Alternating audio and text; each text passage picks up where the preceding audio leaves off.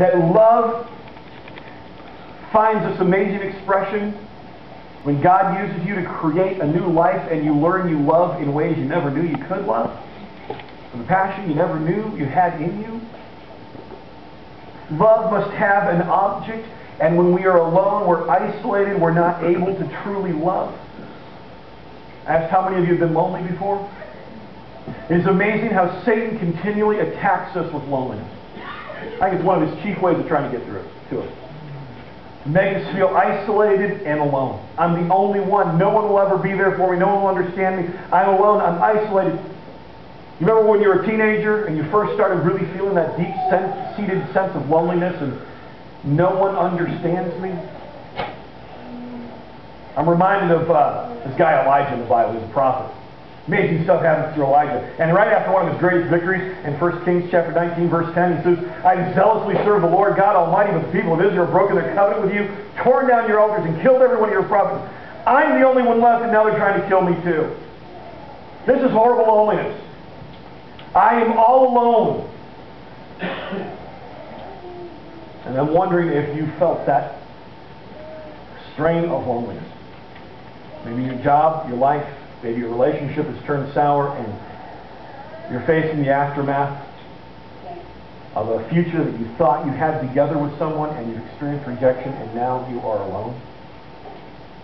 Young people, teenagers, be careful who you enter into an emotional relationship with, aka date.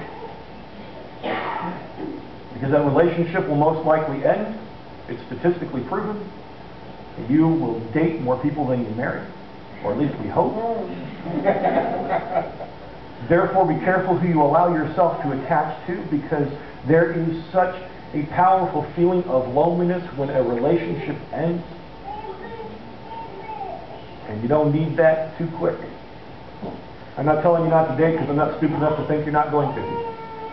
I remember being a teenager and I remember people going and going, don't date! I'm like, you're an idiot. Be careful how often you attach. The problem with loneliness is that it breeds loneliness.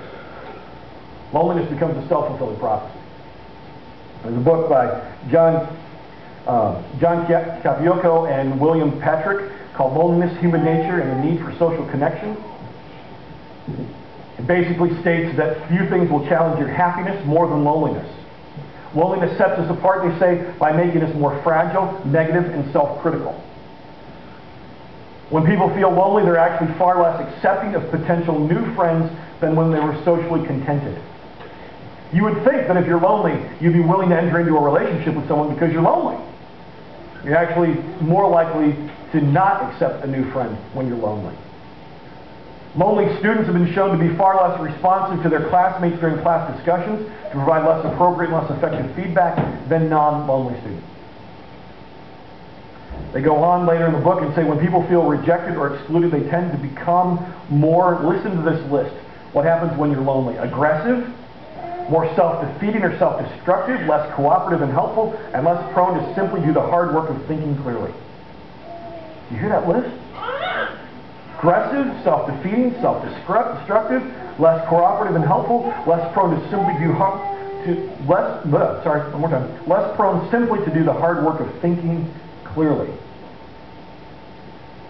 Loneliness distorts our behavior. Is it any wonder that God hates loneliness?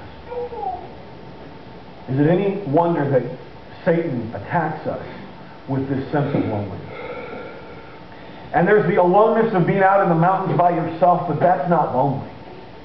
Loneliness is being in the middle of a group of people and not being known. Loneliness is being in a relationship and yet feeling that person doesn't know me or understand me. And I can't imagine the loneliness of the first Christmas story. How many of you are married? Raise your hands, be proud. How long have you been married? Who's been married the longest in this room? Joe and Susan. Rough figures. Don't debate it out. Rough figures. How long y'all been married? Within months. 39 years. 39 years. All right. Who's most newly married? Most newly married. Under 5 years. Under 3 years. How long you guys married? Like a year and a half. Okay, so a year and a half. For all of you that are looking at your marriage story, just think of this. I remember I got married about 7.5 years ago. And before the wedding, there are so many details that you're talking about. You got to be careful that your life doesn't become the wedding. Your relationship doesn't become the wedding. I remember it. And I remember we talked about a lot of stuff. We talked about our future. We talked about the marriage. We talked about all kinds of stuff, about the wedding. I did my whole freak out thing. I don't know if I can get married. My wife is very long-suffering, great woman. What I cannot imagine is going for a walk with Michelle that week before we got married and walking around her housing area, the group of houses where she lived in Michigan, and stopping under a street light to have her look back at me and say, "Hey, honey, we got to talk."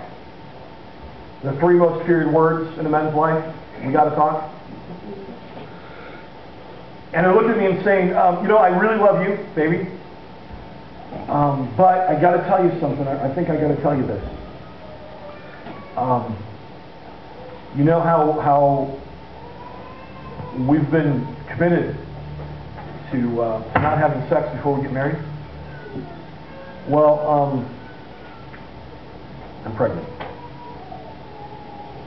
I can't imagine that conversation going on.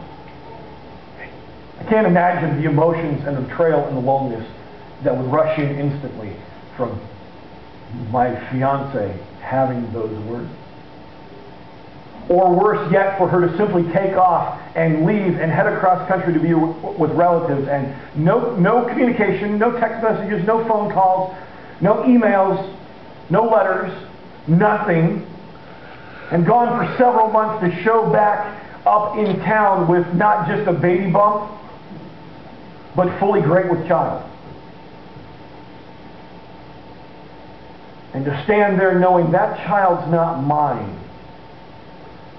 I can't imagine that, and yet that is the Christmas story. That's Mary who becomes pregnant and shows back up, goes out of town to go be with her mother. Not her mother, I'm sorry, her aunt. To go be with her aunt, who's also pregnant and very old. And shows back up in that little village, walking into town, and you know how small towns are. Half the town knew about it before Joseph saw her, and there she is with child. And he knows that's not mine. That baby's not my baby.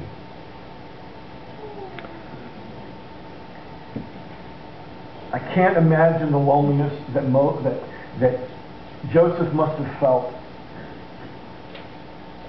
I can't imagine his response, his amazing stepping up to the plate. Matthew chapter 1, verse 19. Joseph, her fiancé, was a good man and did not want to disgrace her publicly, so he decided to break the engagement quietly. Man, we talk about being men. We talk about not letting people push you around. This is an example of true manliness.